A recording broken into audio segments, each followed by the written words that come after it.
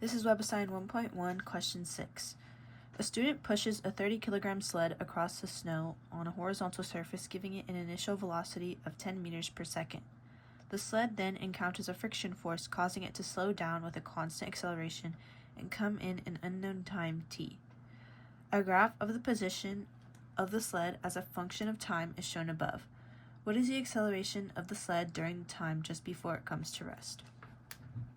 So, from what I can see is that there is mass involved, so the sled is 30 kilograms, and there is initial velocity, which means there's going to be a final velocity, so our initial velocity is 10 meters per second.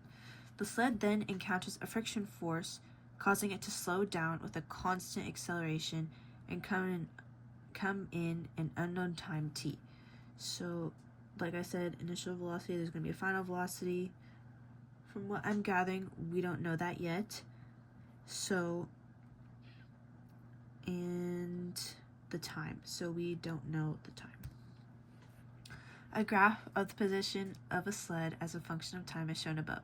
What is the acceleration of the sled during the time just before it comes to rest? We know that it's going to come to rest, which means our final velocity is going to be 0 meters per second. And the formula that we can use is the kinematics equation, which is V final squared equals V initial squared plus 2 times the change in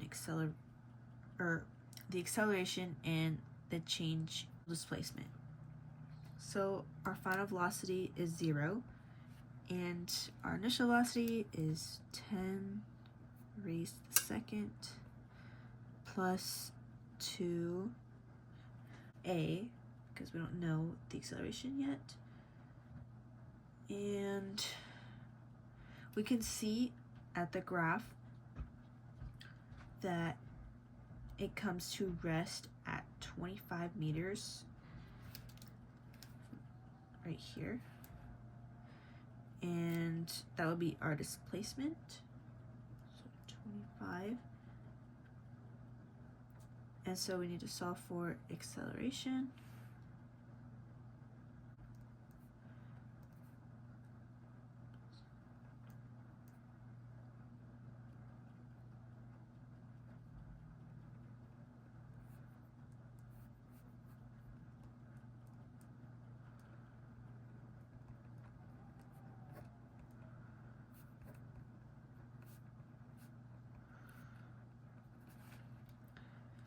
And what is the acceleration of the sled during the time just before it comes to a rest? Is going to be -2 meters per second. And that is our answer.